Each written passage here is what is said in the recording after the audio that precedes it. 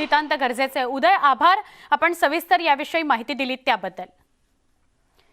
चिपी विमानतळाचं श्रेय घेण्याकरता राजकीय घमासान सुरू झालेला आहे।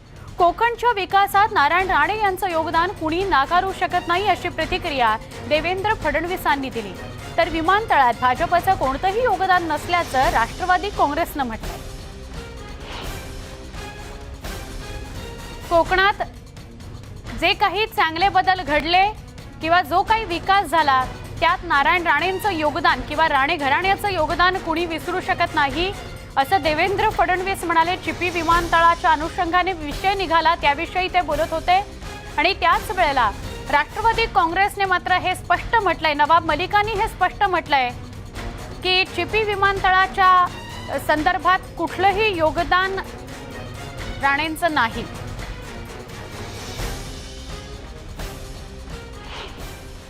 मला असं वाटतं की गोष्टी समन्वयानेच झाले पाहिजेत, पण चिपी विमानतळ तयार करण्यामध्ये राणे साहेबांचा जो सहभाग आहे हा कोणीच नाकारू शकत नाही।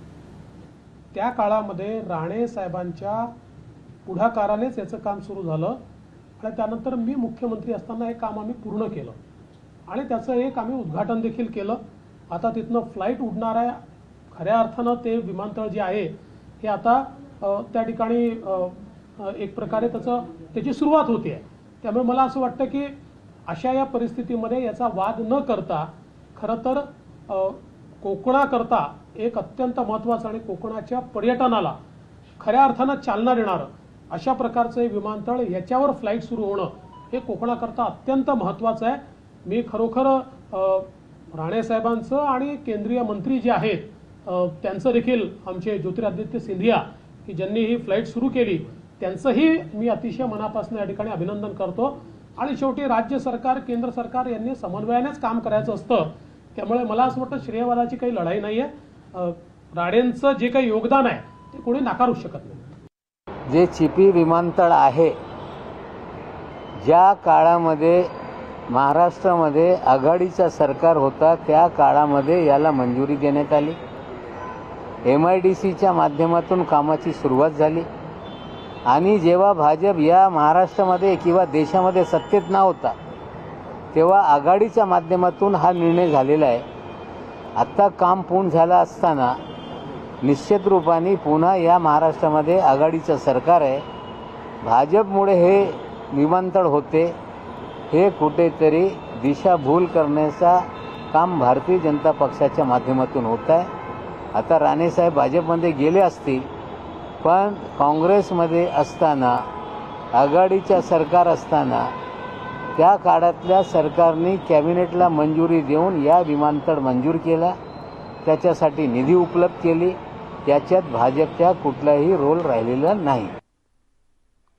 भाजपचे आमदार नितेश राणे आपल्या सोबत आहेत, त्यांच्याशी बोलूया। नितेशजी, श्रेयाची लढाई सुरू झाली आहे। खरं तर कोकणामध्ये जो काही विकास झाला त्यात राणेंचं महत्त्व किंवा राणेंचं योगदान नाकारता येणार नाही असं देवेंद्र फडणवीस म्हणतायत, पण नवाब मलिक असं म्हणतायत की चिपी विमानतळ याचं श्रेय भाजप घेऊ शकत नाही। तुम्ही काय प्रतिक्रिया द्याल? नाही, आता ही श्रेयाची लढाई आहे की अकलेची लढाई आहे? आता हा एअरपोर्टला परवानगी हे केंद्र सरकारच्याच माध्यमातून भेटते हे आता आम्हाला समजवायला लागतंय। ही आमची शोकांतिका आहे।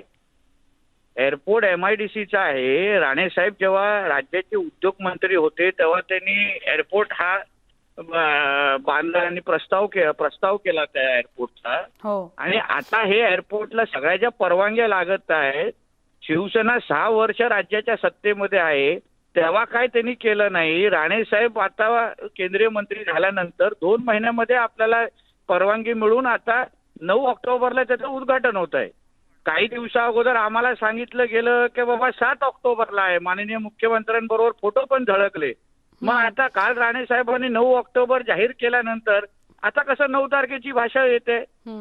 आणि माझा मुद्दा असा आहे की नितेशजी, नवाब मलिकांनी जाणीवपूर्वक असं वाक्य उच्चारलं की आघाडी सरकारच्या काळात याचा प्रस्ताव आला किंवा त्यासाठी पाठपुरावा झाला, पण त्यावेळेला राणेंचा उच्चार जाणीवपूर्वक त्यांनी टाळला असं म्हणायचं?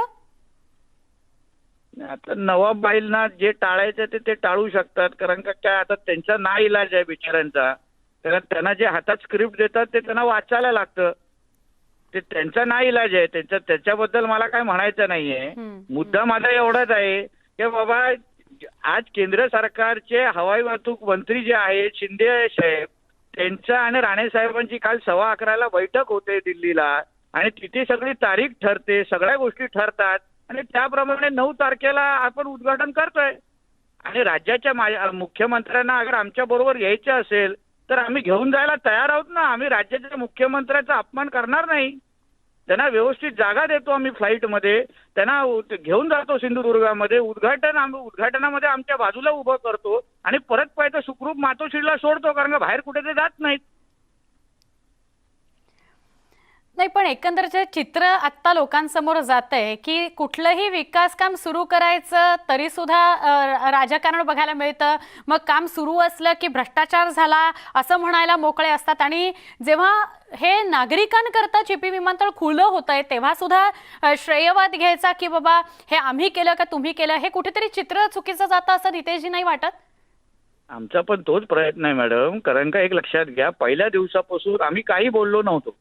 काल जेव्हा राणे साहेबांची आणि दोन्ही केंद्रीय मंत्र्यांची जेव्हा बैठक झाली दिल्लीला 11:15 त्या बैठकीमध्ये ज्या काही गोष्टी ठरतात त्याच्यानंतर राणे साहेबांनी अधिकृत प्रेस घेतली आणि त्याच्यामध्ये हवाई वाहतूक मंत्री शिंदे साहेबांचा आणि माझा बैठक झाला. आता राजशिष्टाचारच्या प्रमाणे देशाचे राष्ट्रपती, देशाचे पंतप्रधान, केंद्रीय मंत्री, त्याच्यानंतर मुख्यमंत्री असा तो प्रोटोकॉल आहे.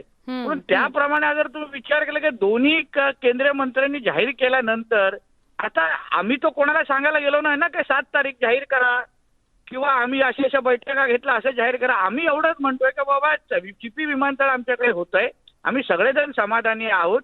राणे साहेबांनी आता तुम्ही माझं सोडा मॅडम, तुमच्या कुठल्याही कॅमेरामॅनला, रिपोर्टरला आमच्या सिंधुदुर्ग जिल्ह्यातल्या एका लहान मुलाला जाऊन पण विचारा की बाबा चिपी विमानतळ कोणी बांधलंय, तो स्वतः बोलेल का राणे साहेबांनी बांधलेलं आहे. म्हणून आम्हाला श्रेय घ्यायची गरजच नाहीये. आम्हाला माहिती आहे आम्ही काय काम केलंय. ज्यांना स्वतःला सिद्ध करायचं आहे ते ओरडून सांगतायत, आम्हाला काहीच गरज नाहीये. नक्की. नितेशजी, एकच शेवटचा प्रश्न.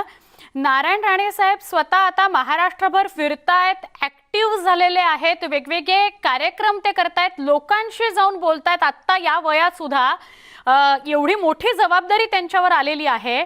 हे सगळं बघता कोकणाला कुठेतरी धक्का लागेल असा विचार करून या सगळ्या प्रतिक्रिया महाविकास आघाडी सरकारकडून येत आहेत असं वाटतं? मुळामध्ये वयाच्या प्रमाणे तुम्ही बोला तर राणे साहेब आजही फार तरुण आहेत. हो. आणि ते अतिशय चांगल्या पद्धतीने सगळीकडे फिरतायत आणि महाराष्ट्रामध्ये फार मोठी त्यांची मागणी आहे.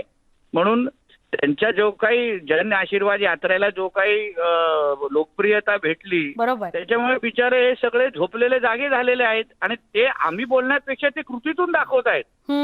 आम्ही आमचं काम करत राहिलेलो आहे, आम्ही आमचा विकास कामं करत राहिलेलो आहे. पण हे तुम्ही ज्या पद्धतीने हल्ली तुम्ही पत्रकारिता हिशोबाने पण बघा, ज्या पद्धतीने रिॲक्शन यायला लागले. अचानक कोकणाकडे 70,000 कोटीचा रस्ता बनतो मुंबई ते सिंधुदुर्ग, अचानक चिपी एअरपोर्ट आम्ही केलं हे सांगितलं जातं, अचानक विविध प्रकल्प सिंधुदुर्गात आणि कोकणासाठी प्लॅनिंग होते. म्हणजे हे राणेसाहेब केंद्रीय मंत्री झाले नसते तर हे बिचारे असंच चाललं असतं.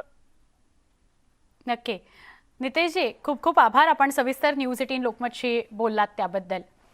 श्रेयवादाची लढाई आम्ही लढत नाही, मात्र ज्याने पाठपुरावा केलेला आहे त्या व्यक्तीला त्याचं योगदान किंवा त्याचा विसर पडू नये असं नितेश राणे म्हणत होते. एक छोटासा ब्रेक घेऊया, लगेच भेटणार आहोत. पहा फक्त न्यूज 18 लोकमत.